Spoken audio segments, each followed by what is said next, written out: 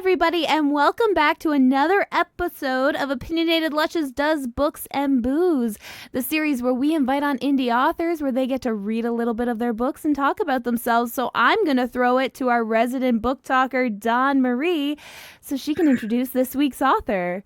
Hello, everybody, and welcome back. Today we have a special guest. Arsyn Quinn is with us today. Hi, Arsyn. How are you? Hi, Dawn. I'm good. I'm excited. I'm happy to be here. We're excited to have you. I'm so thrilled about this episode. And I would like to know where you're from. Do you have any pets? What are their names? Okay, I live in Raleigh right now. I'm originally from Tallahassee, Florida. FSU, everybody knows it for also a famous serial killer was there. Those are the two things that people relate it to. It's really funny. But I currently live in Raleigh. I have two dogs. I've got, I don't know, he's like a Pomeranian mix named Gizmo. And then the other one is like a mutt that is like a hellhound. We named her Stella. I feel like know about mutts are very typical names. Like when you have like a tiny little rat dog, like the Gizmo from like is like a very typical name. And then for like a Heinz 57 dog, like Stella is like the perfect name, or like Buck if it's a boy, you know, like those are like very common. Like you're like, oh yeah. Yeah, well, I mean, Gizmo's got the same coloring as Gizmo from Gremlins. Oh, that's so cute. So that's, yeah. That's even better. Yeah. That's practically perfect then. Oh, yeah. Yeah, that's awesome. I'm Canadian, so I know Tallahassee. I don't know where it is. I know Florida, about it though. like Gulf of Mexico, like north side of the Gulf of Mexico. Gulf of Mexico. That's what we're going to continue calling it. Gulf of Mexico. Yes. No, I will dead name the crap out of the Gulf of Mexico. That's the only time it's acceptable. It's acceptable. Gulf of Mexico and Twitter. Right. Yes. It's okay. Do you want to tell us a little bit about yourself? How you got into writing? Okay, so like I've always written ever since I was a kid. I remember 5 years old, or maybe it was like second grade. We had like our creative writing segment where you could like sit there and write and do whatever you wanted. It got to the point that teachers had to take what I was writing away from me. Oh, yeah, because I wouldn't do anything else. okay. That sounds like public education. Right. Like it was taken away from me because I wouldn't do anything else. So like I've always written as long as I can remember. I shifted from urban fantasy to romance, especially dark romance, after I read Haunting Adeline. I got that book. Right. After I read Haunting Adeline. And then Omegaverse, what really got me for Omegaverse, which is also what this is, it's kind of like a subgenre. Think werewolf shifters without the shifting. So they maintain, read a few of those. Right. You know, Don, but like they maintain like the wolfish qualities, including having more wolfish genitalia. Yeah, the knot. Yeah, like the knot. The knot is the thing. Yes. So that I was introduced to that with Catherine Moon, which everybody knows Catherine Moon. Yep.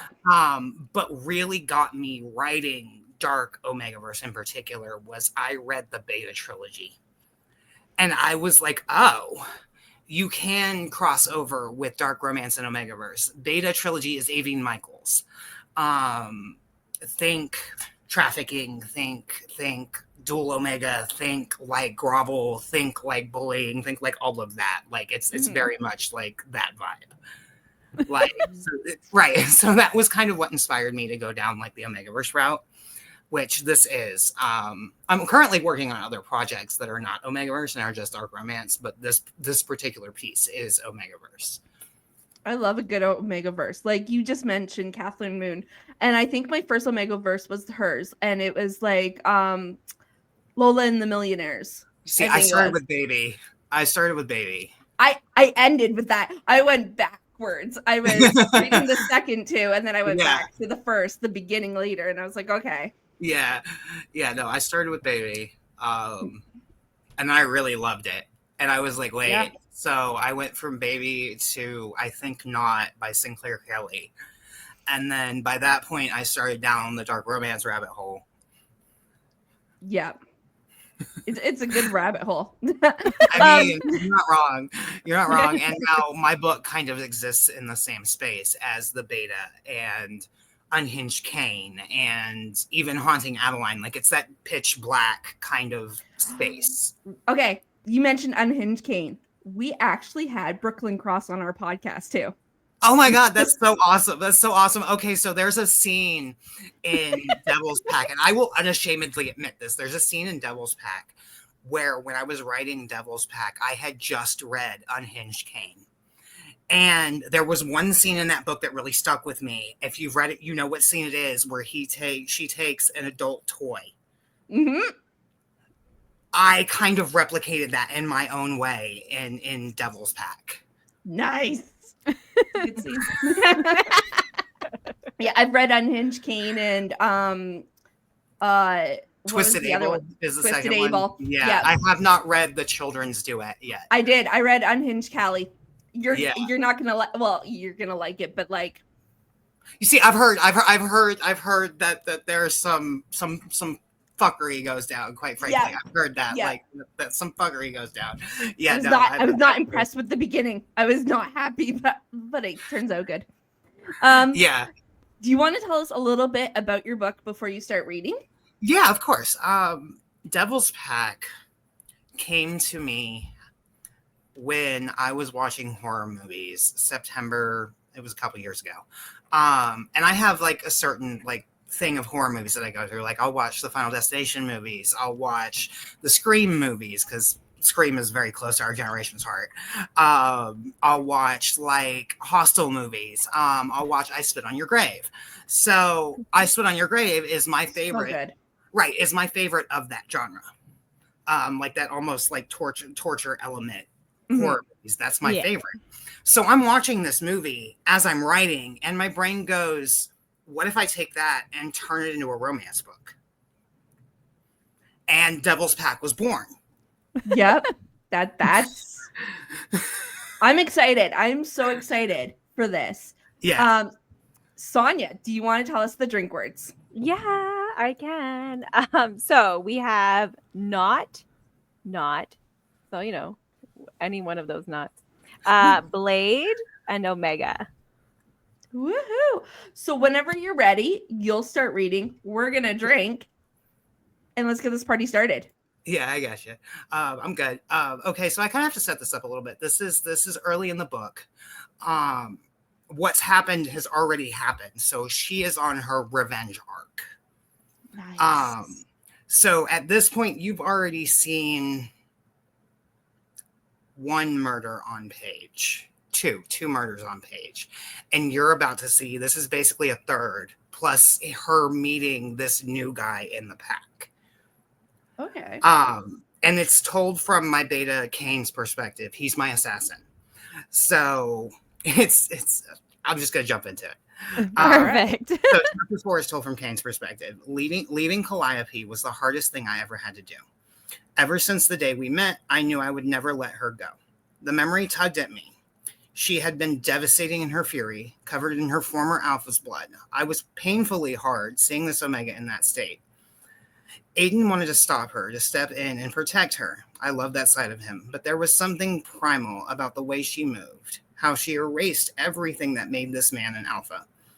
He was already bleeding from somewhere near his legs. Something told me she had removed his junk. Her fury called to the dark and twisted parts of me, the ones that made me so good at my job. Killing was the only thing I had ever excelled at. My parents' pack had made sure of that. I had been accompanying my father out on hits since I was 5.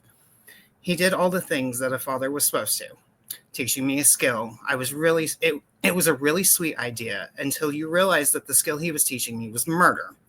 That and all the things that came along with it. We even had to practice stalking.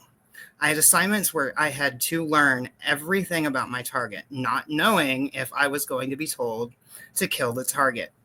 When I started out on my own, I started with husbands and worked my way up to senators. The last international assignment I took nearly cost me everything.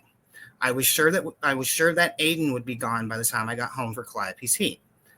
God knew how often she had called my name, begged for me. From then on, I only took jobs in the country. This one had me on a train headed to D.C. Ticket, sir?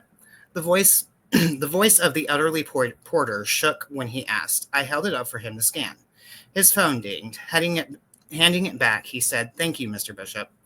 I nodded, and he moved on.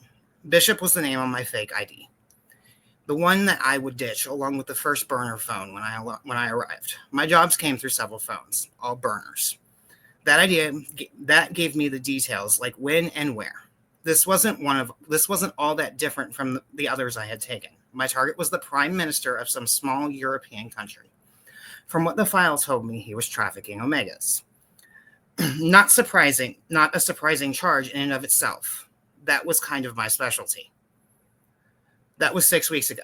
From there, I tried everything I could to track his movements, seeking that one place where he would be vulnerable.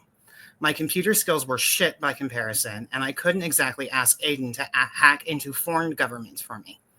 The trap I ended up setting was a simple one. A spam email hiding behind an address that looked right, sent to his public email address. One small change to a line of code allowed me to access his emails. All I had to do was wait. My chance came when he took his trip to Canada. Jumping on the next plane to Ontario, I was able to slide into place as a waiter at the hotel. Seating him in my section only took 20 slipped into the host's hand.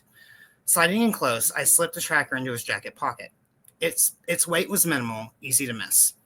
I had the luck of having Aiden on my side. The tracker was his own design and made it simple to get into his phone.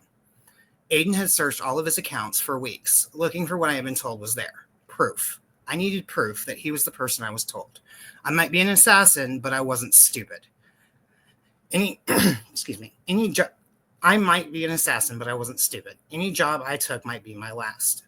I had pissed off plenty of people in my time, and the last 3 of them had tried to set me up, so I did my own research. There was nothing in there, and I was sure this was a setup until I signed into his government accounts. Aiden was able to use a backdoor to get into their systems. The videos he uncovered told me everything I needed to know. He was leading a genocide against Omegas in his country. Eastern Europe was a hub for human trafficking. The instability made it easy pickings. This prime minister appeared to be one of those people, selling Omegas to the highest bidder. It was repulsive. I would have done the job for free, but the $100,000 payout was a nice cushion. It would be wired overseas and funneled back to Calliope's account. As the train neared DC, I powered on the burner phone. The tracking app was the only one installed, and I opened it. Pinging the tracker, I saw that he hadn't left the hotel yet. That was the best case, less security. As we came to a stop, everyone rushed to leave the train. I sat there for long moments, waiting for the clearance. Sliding into the middle of the chaos, I moved out into the station onto another track nearby. Checking on the app one last time, I tossed it into the tracks beneath the train. The hotel was a 5-minute walk from the train station. I moved at a leisurely pace, exploring the city, seeming to bumble about until I arrived. Weeks ago, I had made a trip to the hotel and booked what Aiden found was the Prime Minister's favorite room, the Ambassador Suite. Gaining access to the roof was the difficult part. The door had an alarm. That first night, I tested the alarm's response. 45 minutes went by before someone from the front desk came to check on it. That was plenty of time. I waited 2 hours before opening again. My plan formed when I saw the flat plane of the roof and the suite which sat directly below a large exhaust vent. That would be my access point. Getting access to a uniform was easy enough once I entered again. Plastering a smile across my face, I approached the desk. The front desk girl was slammed with desks. Now was the time to do this. Hey, I got a call from corporate about your HVAC system. Is there a key to the door that I need? She looked up at me, clearly flustered. Reaching into a drawer, she pulled out a rusted key and handed it to me. Just lock it behind you. I nodded, turning and taking the flight of stairs. The roof was 13 flights up. It was a quick climb. Sliding the key in the alarm, I shut it off and allowed me to open the door.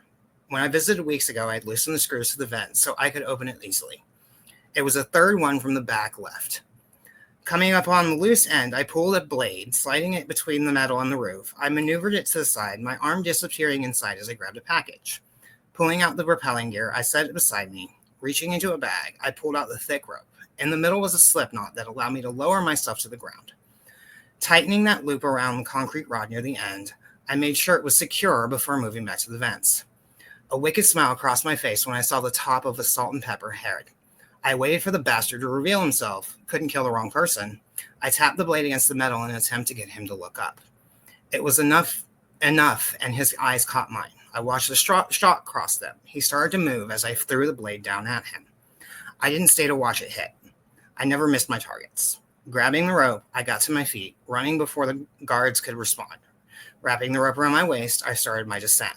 Throwing myself over the ledge, I let the rope play through my hands as I worked my way to the ground. I loved the rush of dangling 14 stories in the air. The only thing between me and the ground was a rope and my own skill. The silky feel that enhanced the heart-pounding moments of escaping, that made me wonder what Calliope would look like wrapped with ropes. How she would react when I drew my blade down her skin with just enough pressure to break it. What my tongue lapping at that wound would do for her. Before I could finish that thought, my feet touched the ground. I moved to the streets, shedding the shirt as I did. I stripped using slow, deliberate movements. I was a few blocks further when I grabbed the wet red wig that was on top of my head and tossed it into another set of bushes. 5 blocks from the hotel, I hailed a cab. Jumping from the back, it was a swift drive to the airport.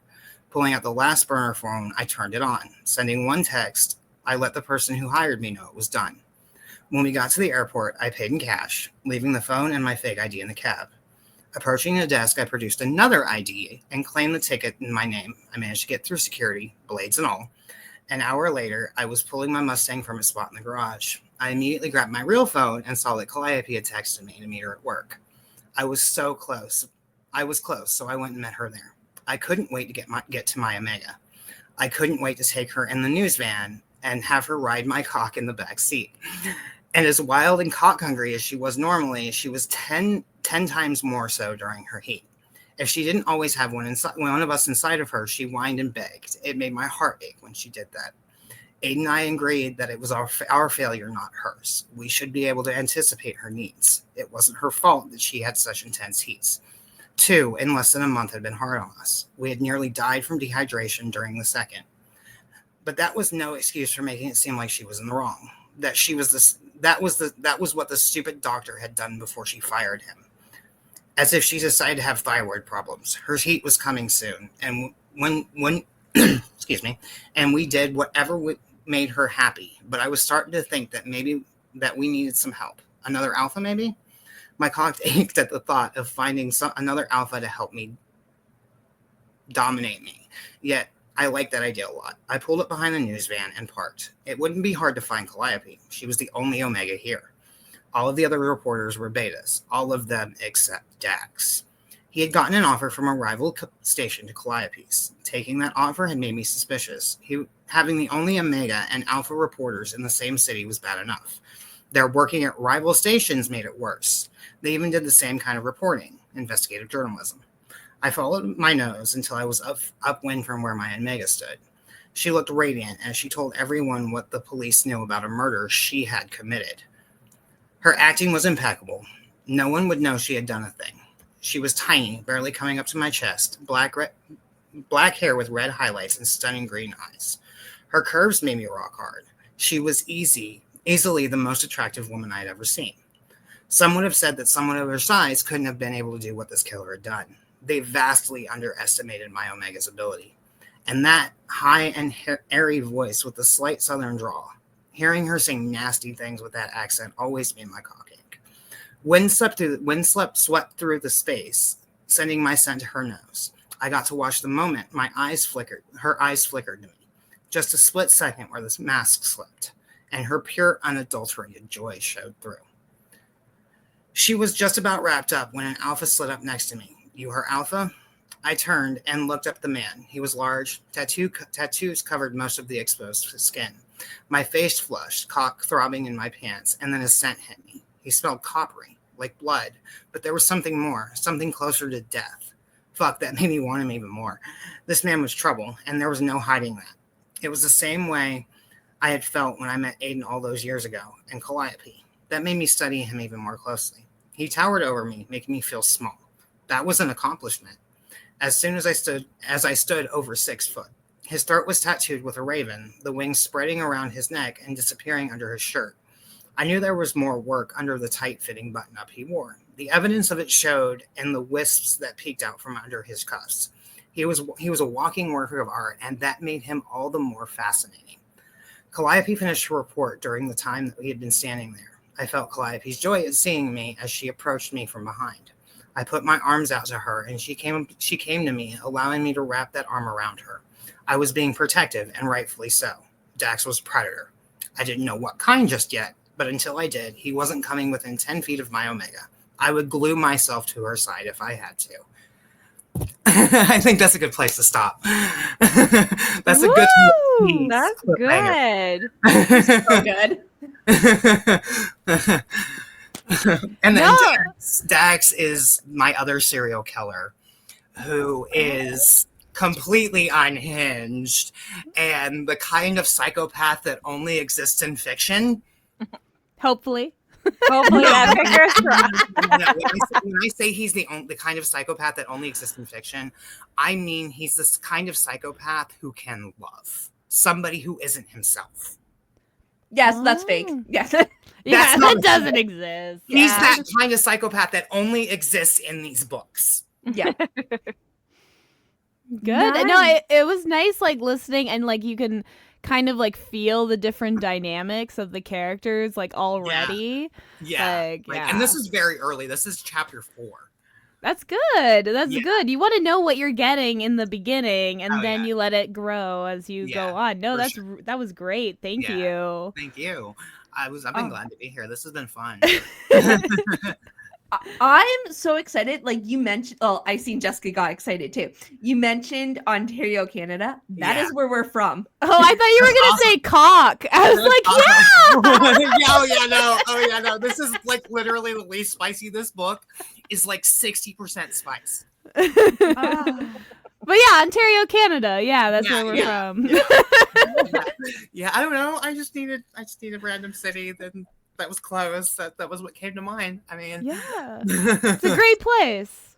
Yeah, Kind of. it's just like as soon Sometimes. as you said Ontario, Canada, I'm like, that's where we're I know from. that place. I do. yeah, no, I've I heard do. good things. So you mentioned that like you've always written and that you got attracted to dark romance and Omega. Like, Yeah. do you find it difficult to write it? Like, Not at all. oh really? Not even a little bit. I have so many stories in my head, so many worlds. It's a little insane. I'm gearing up to release the sequel to Devil's Pack. Hopefully that'll come out next month. It's called Devil's Dispatcher. My female main character in this one, Calliope, she has a twin brother. So Devil's Dispatcher is about her twin. And his pack. And then I'm also writing one called Finally Theirs. It's not Omegaverse, it's just straight up dark romance. Inspired a little bit by Lights Out. Oh Okay. yeah.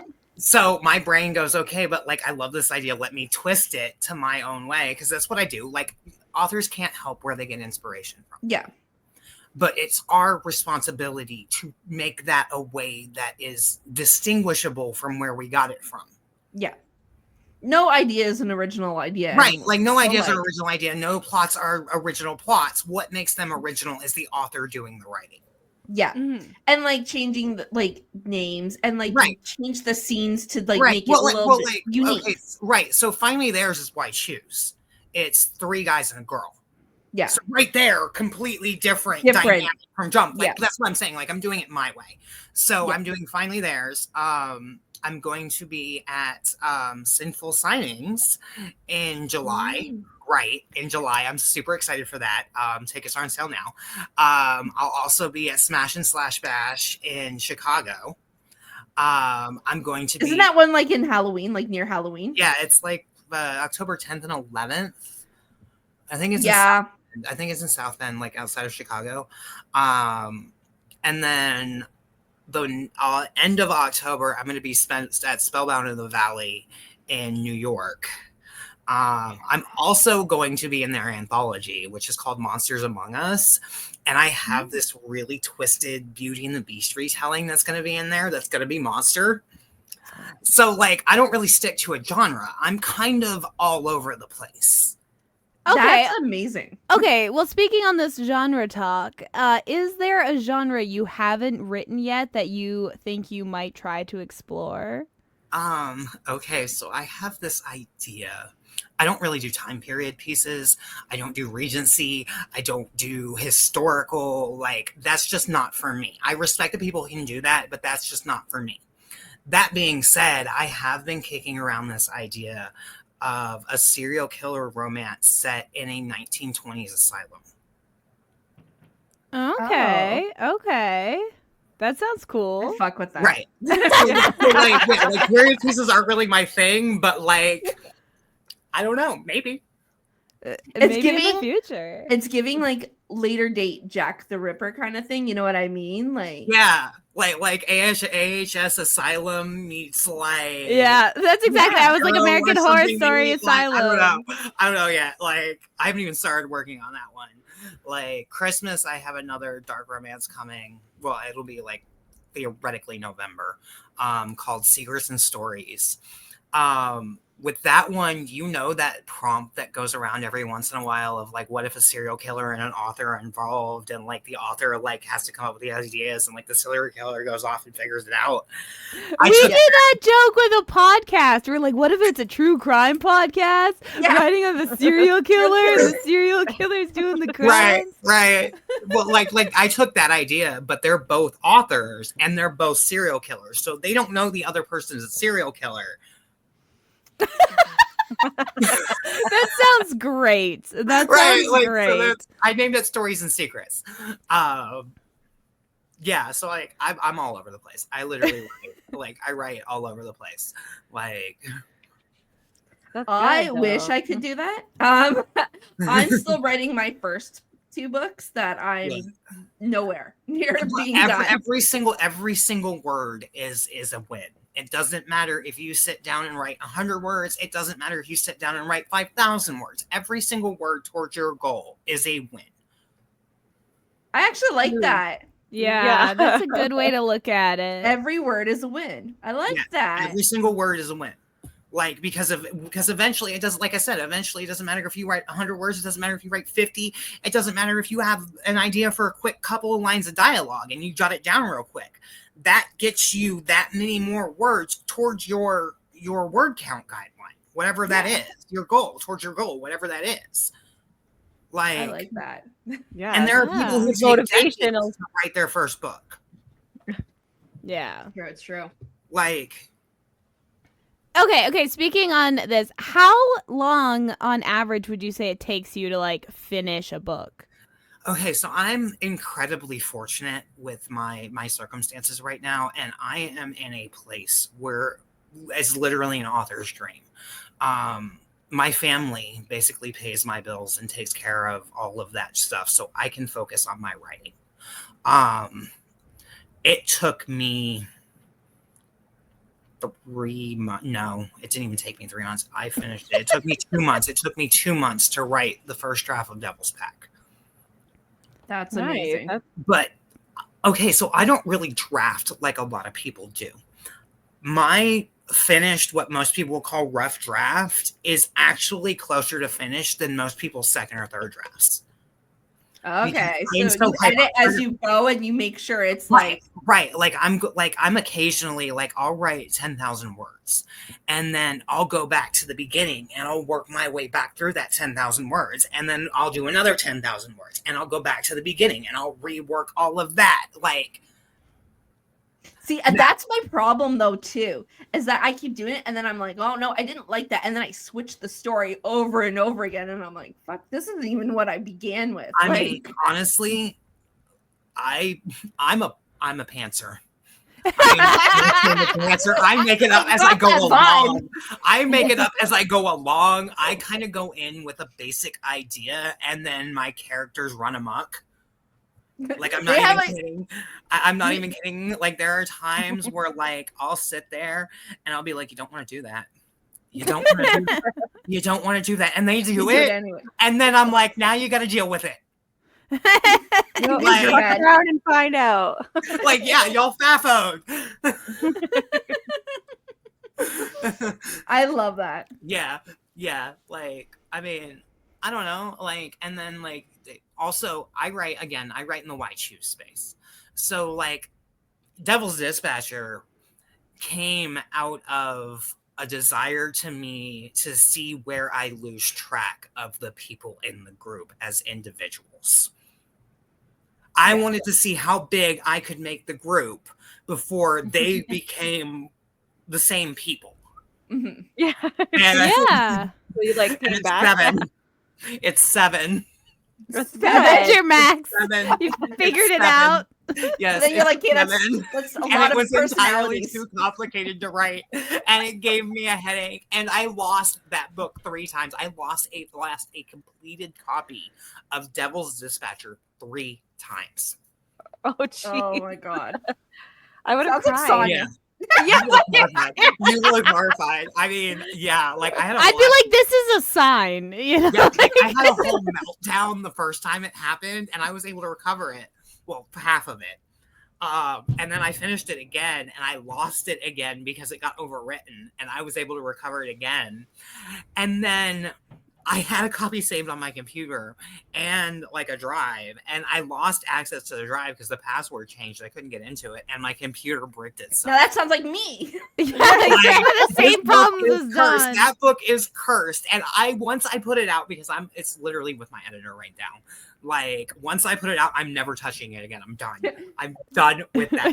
Your editor loses it. Like, I know, right? Stop putting that in the universe. But then I'm also the weirdo. Like, when I started Finally Theirs, it was meant to be an antho piece. It was meant to be a piece for charity. I ended up dropping out of that anthology because I had issues with the editor. But it started with this very basic idea of a second chance stalker romance that I put 10K words into, and I was done with it. I was like, okay, fine. I might revisit it at some point, whatever.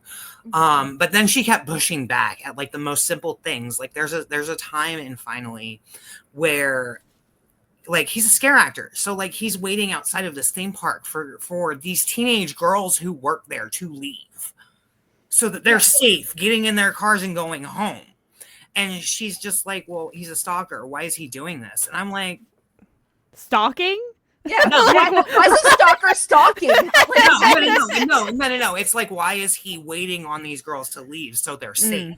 Oh. Yeah. And I'm like, But think still a form of about- stalking. Yeah, it's like not all stalkers it's want to also- kill you. right, wanna stalk but you. also like these underage girls are leaving work, and they like the way I phrase it is very much like it's the older guys are creepy, and he's there to like Stalking. protect them, and like I had to explain to this person like you don't understand. In stalker romances, there's always that one thing about the guy that makes the girls, especially early on, or even the audience, like early on, go, oh, okay, maybe he's not really a bad guy. Yeah, you Yeah. need Yeah, you likable. need to balance it. Yeah. Right. You need to temper that. Yeah. So like Yeah. he's stalking her, but also he waits for his underage female coworkers to leave so he knows they're safe. Yeah.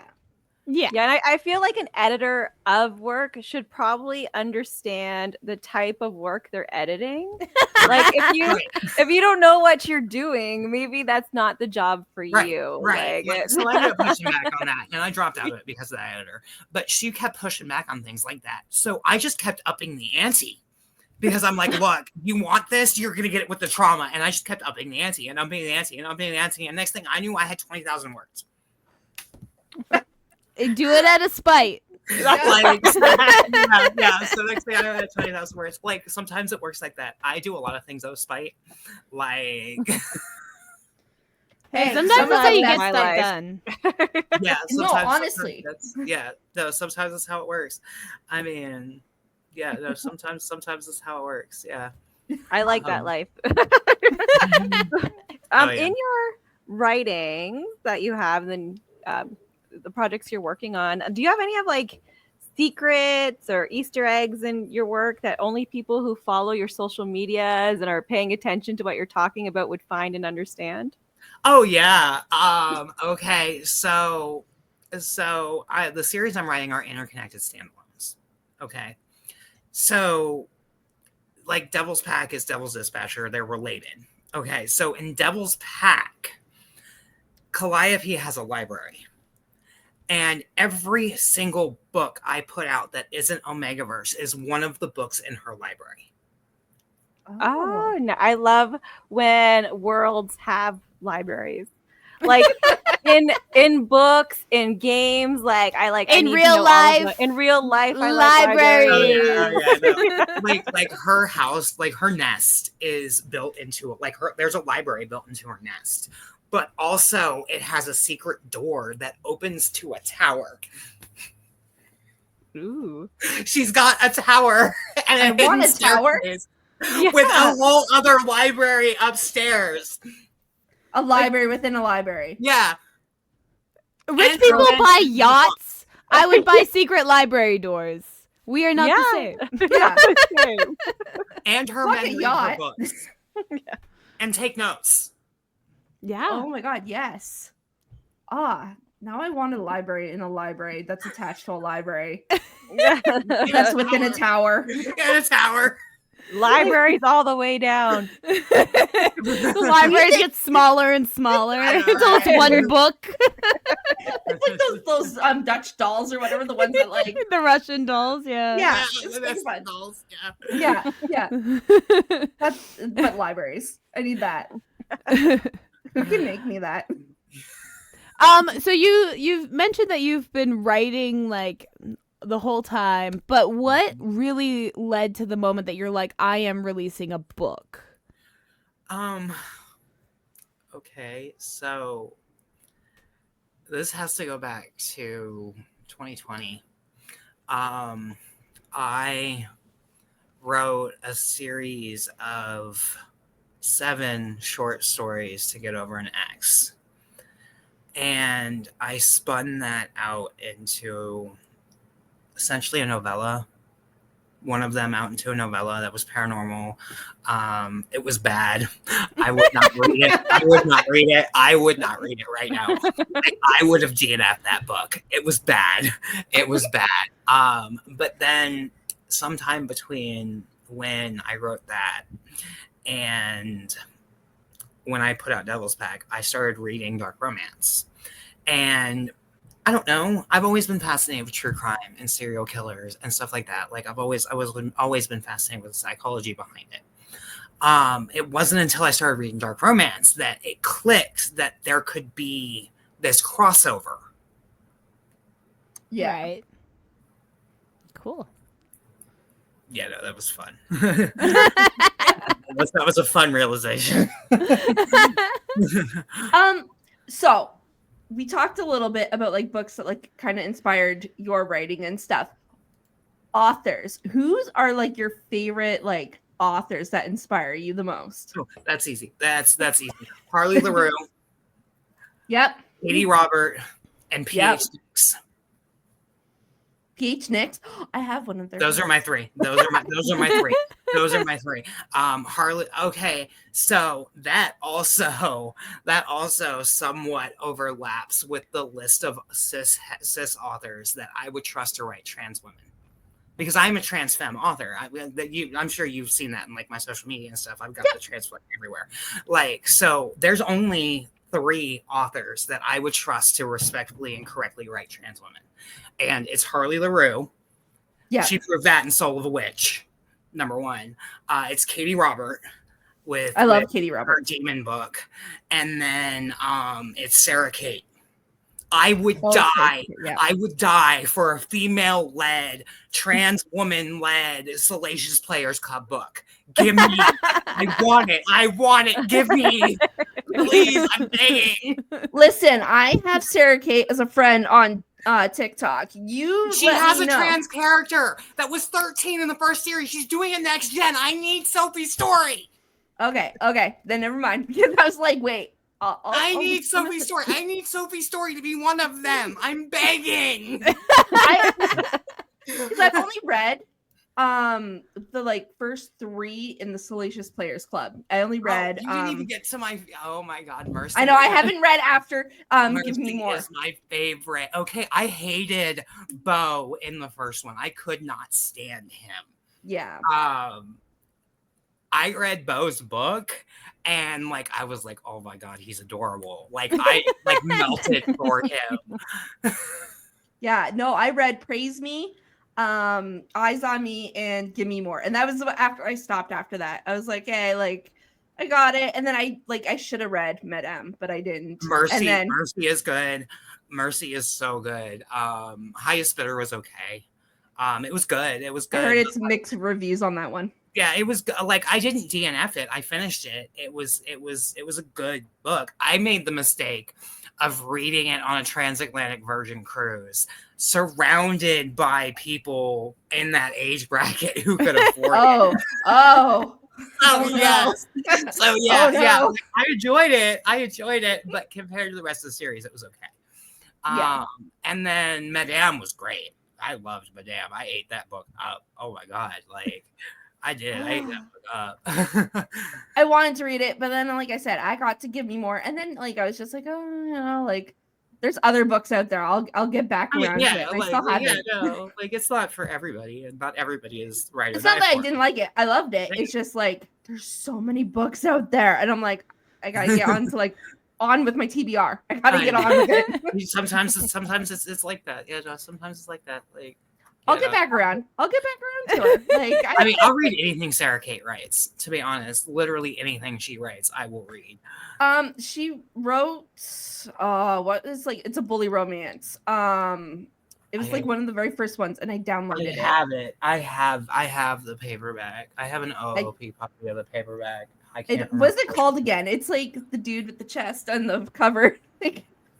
It's the one where she's the teacher and he's the student and he's bullying her because I can't remember the name. Oh, I didn't know she's the teacher. She's a teacher. She's a teacher. Students. And he is hardcore, bullying, going after her. Yeah.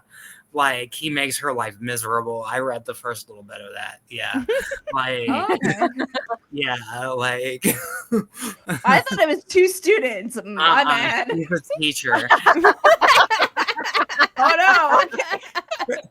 Yeah, it's that kind of taboo. That entire book. Well, I mean, Sarah Kate is a taboo author. Yeah, she is. So I'm not surprised. No. Literally, I can't think of a taboo topic we haven't seen from her. Taboo, that subgenre wise. She's written step sibling, she's written older man, ex's dad. I mean, arranged marriage, female dom. Yeah, femdom. Bioawakening. She's nails Bioawakening. I don't know how she does that. Okay, is there what would make you DNF a book? Ooh, that's hard. Okay. I'm the DNF queen. It's hard. I mean, it's hard to pinpoint just one thing. Just one thing. Okay, so pulls out a list. Okay, so most of the time, it's if I find the female main character really unlikable. Yes. If she's a pick-me, for example. Yeah, I fucking that's an instant DNF. I DNF those in real life. Yeah, another one is if it's marketed as a romance, but it's more of a character study. Yeah. If that makes sense, where it's it's a romance and it's got an HDA, which makes it a romance, yada yada yada. But it's not really romantic. You're following this girl, but it's not the relationship isn't really a relationship. Right. I know what you're talking about. Yeah. Yeah. There's a couple of those books I've read, and I was like, that's Right. Not Like if it. it's not a romance and it's a character study, like I'm good. Yeah. Just tell me it's a character study. Yeah. Like, don't tell me Don't it's a lie to fiction. me. Right. Yeah. Right. Tell me it's a fiction about this girl's life. Like just because it has an HEA where she ends up with somebody doesn't make it a romance. Yeah. Yeah. Like I've read a couple of those and I was just like, this was dumb. Like, right. When it was clear the author needed sensitivity reading and they didn't do it. Yeah. okay. Yep. Oh, That's I've a been very fast vocal. DNF for me. That's a fast DNF for me. I've been very vocal about the Sophie Lark Girl. controversy. I've been so vocal Look, on that shit. I said it when TikTok was going away, and I'm going to say it again with my whole ass chest. If you cannot respectfully write diversity, you should not be an author. That's why Rena Kent won't. She's just like, I I don't will feel say it comfortable. with my whole chest. Yep. Yeah. Like, no, and that whole try to cancel Rena thing I drove know. me up a wall. Like we get harped at all of the time to respectfully write diversity. And if you can't, just don't do it. yeah, and and that's what we she get- we get said. harped at- She right, said, we get I harped don't at think I all the could do time. it. Right. And she's like, I don't feel, her exact words, I don't feel comfortable because I don't have the knowledge to do it right. And then they got mad and they're like, no, she's a racist because she won't write a black character. And I'm like, no. So admittedly, that was only one person. Mhm. And Yeah, the that because Mia I'm girl. all over diverse book talk, so I see all of this. Like there was one person who was like, yo, what the hell? She's racist. And everybody else was like, no, she literally did what we're asking people to do.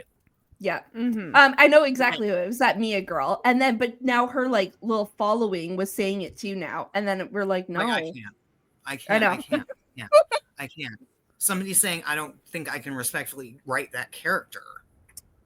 Like BIPOC people were agreeing. They're just like, Right. yeah, no, I saw that. she's Yeah, doing no, the I right saw thing. that. Like, yeah, no, I saw that. And I was just like, why? You want diverse books? Go to a diverse author. It's Like, better you don't write the character than you write the character full of microaggressions. Right. Like, Right.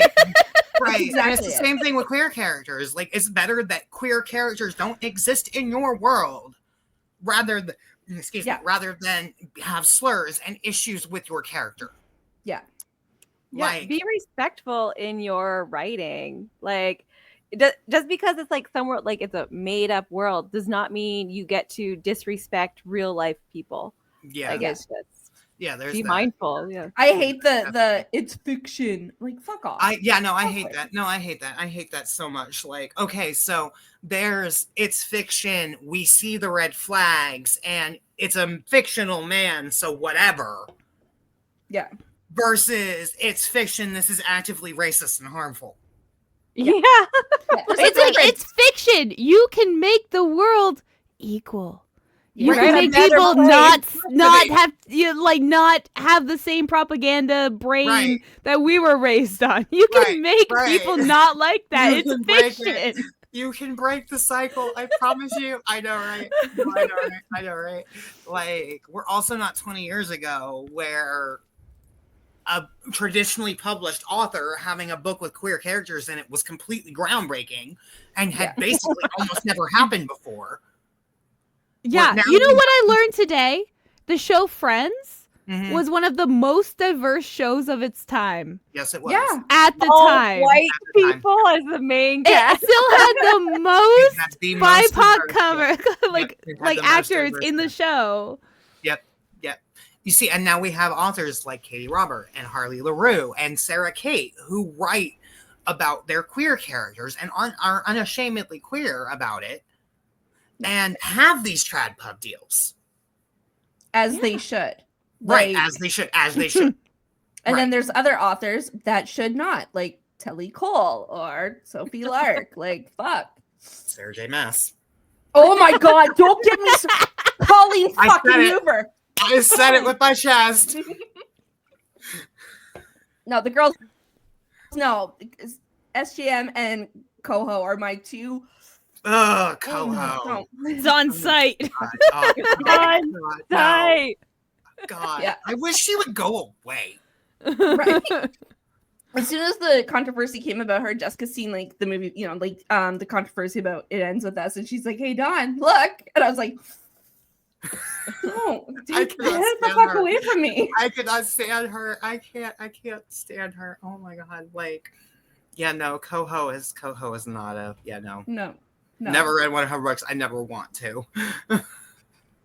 I read 2, and it wasn't. It ends with us. I already knew I wasn't gonna like that. I read November 9th, and it was stupid, but it was tolerable. But what was the other one? The Ugly Love. I hated that. That was not a romance. I'm sorry. Yeah, that was not a romance. That was not. Okay, so when we're getting into like quote unquote not a romance versus what is a romance, like we all know there are certain things that are required for it to be a romance. Like there has to be the main like relationship, like it has to end in an HEA or HNF, HFN. Like there's certain things that are required for it to be considered a romance. Devil's Pack is a romance. It does end in an HFN. However, it does have an optional extended epilogue with a non-traditional happily ever after. Okay. That I have seen people complaining about completely destroyed them and that like they bawled their eyes out. So fair warning. Just skip it if you don't want to read it. Like there's a warning at the beginning of the books with my trigger warnings. There's a warning, a full page. Okay. Get to then it. You're prepared. It's gonna happen. You have to actively choose to read this ending. Okay, that's good then. That's it. Right, I always appreciate people using trigger warnings now. Oh yeah, no, I always 100%. use triggers. Always. Simply because, and my thing is like I know I have triggers. I know I have certain things that I won't read or don't like to read, but also I don't know what exactly it is that may not trigger me that might trigger somebody else. Yeah. Like, and like to be respectful to that, like you have to have those. Yeah. Maybe that's just a thought. Maybe that's just opinion I have, but Yeah. No, you think about others, right? You're like, oh, like this doesn't affect me, but maybe what? You're empathetic? Right? What? I know. Like maybe that's weird to me. I don't know. Like, but like this day and age, it is almost weird. Like that's what's sad. Like that is weird now. Like no one wants to be empathetic. It was always weird. We didn't even have trigger warnings in the 90s. Are you kidding? They were like, yeah, but also we were reading the Sleeping Beauty trilogy in high school. Yeah. And 50 Shades. Oh, the flowers in the attic. Yeah, oh my flowers God, in the attic. Yeah. Like 12. Oh my gosh. Like yeah. Like Charged for life. Like freaking Vampire Chronicles and the witches of I think it's like Witches of East End or whatever it is. It's Eastwick. Like Eastwick, yeah. Yeah. Like look at what we grew up with. Like, and some of these books were for school. I know, right? Like we were reading some of this stuff in school, and I'm like, huh? Like, oh no, right? But like even our TV, like I think there's a reason that our generation is more into dark romance than any other generation has been. And look at our TV. Our TV is a perfect example. Team Cole from freaking Charmed. That freaking demonic. Oh my God, Cole. Spike from Buffy. Spike, Angel. Yes. Spike. Angel, from Buffy. Yes. Like our generation furries from Xena. I'm sorry, but like what really like made me realize like I liked dark romance was Cruel Intentions. Like that was like I was always into bullies. I was always into it. Like see, I was never really into bullies. Okay, so it wasn't American Psycho. Like American Psycho always freaked me out. It was Dexter. Oh, Dexter. Sonia likes Dexter. The storyline Dexter had with the other serial killer, the girl serial killer. Mm-hmm. Mm-hmm. That was when it really clicked. I was like, wait. Wait I'm on to something. Yeah, like wait. Something has awakened within me. But like also these people that complain about like modern dark romance are the same people that were reading like Christine Feehan and Cresley Cole. I'm reading one of Cresley Cole's books right now, like because I revisit that series every once in a while, where like girls were getting kidnapped left and right, and like you couldn't go a chapter with somebody getting stabbed, and just because they were paranormal, it was fine. Yeah. Like she has a whole biker series where the guys were molested as kids, essentially. Like, yes, I read that series. Like, they wonder why our generation was so into dark romance, and they're wondering, like, where did this come from? But y'all wanted to look at the paranormal romance that was really popular 20 years ago. Yeah. Like, Yeah, exactly. I was like 20 years ago. Fuck, I was an adult then. 2 years ago, you mean? Yeah. no, I man. definitely mean 20 years, because some Yeah. of the books I'm reading now we came out in like early 2000s. So I definitely mean 20 Oh, Oh my man. I definitely mean 20 years. Like, No. yeah, no. Why you gotta like end this episode with being gross? Like, why are you hurting my feelings? Aging me. We're all old. We're so I old. feel old too. My Chemical Romance's drummer died the other day. I feel old. Oh my God, we're all I old. man. I am old. We are official. That's the marker. Right. When MCR drummers died, we're like, that's it. Right. We have officially aged. Do you guys have any last minute questions? No, I'm good. Everything I had got answered. So like, This was great. Thank you so Yeah, much, Arsyn, for fun. coming on. If you want to use this time to plug any upcoming projects, your social Yeah. medias, etc., feel free. Okay, so I have Devil's Dispatcher. I'm not sure when this episode is going to come up, but I should be prepping for release by that point. The arc should be coming. I'm aiming for an April 15 release for that. And then I'm going to have beta applications open for Finally Theirs. Tickets for Sinful are available now. Sinful signings, get that on their website. Tickets for Smash and Slash are also available. And then tickets for Poughkeepsie are available too. Get those. Those are going really fast. Other big name authors are like Leah Rivers are going to be there. Monty J is going to be there. Like, so get your tickets fast. There's going to be a whole antho. And then I'll probably be in Savannah on November 1st. I don't remember the name of that con off the top of my head. nice. But then you can also find me. It's author Arsyn Quinn, literally everywhere. Threads, Insta, TikTok, pretty much everywhere. Awesome. Well, we'll have the links to like a bunch of that stuff below. So Yeah. people can just click right from there. Well, again, thank you so much, Arsyn, for Thank you. coming on. This Thank was you so so much much. fun. Yeah, it was. It was great. Thank you so much. I love meeting you online, sort of. Yeah. Yes. sort of. Well, thank you everyone for listening, and we'll see you next time on our next Books and Booze episode. Bye. Good night. Good night. Good night.